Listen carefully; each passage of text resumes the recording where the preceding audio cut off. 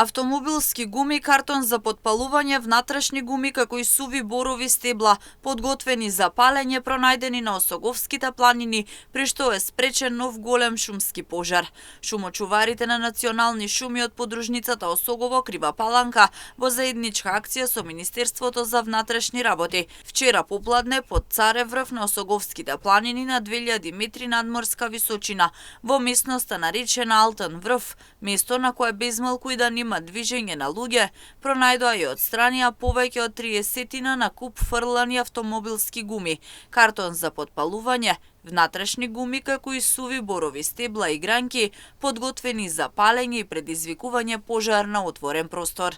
Директорот на Дирекцијата за заштита и спасување Стојан Чангелов вели дека доколку не било спречено, набрагу пожар би се проширил во блиската шума. Апелираме до сите граѓани доколку забележат сомнително однесување која укажува на намера за предизвикување пожар надвор од населено место како што се гуми, даски, дрвени палети, пластични шишиња или туби со течност која наликува на бензин, итно да се јават на бројот 112 или да пријават во најблиската полициска станица или на било кој припадник на полицијата или друга безбедносна служба, вели Ангелов.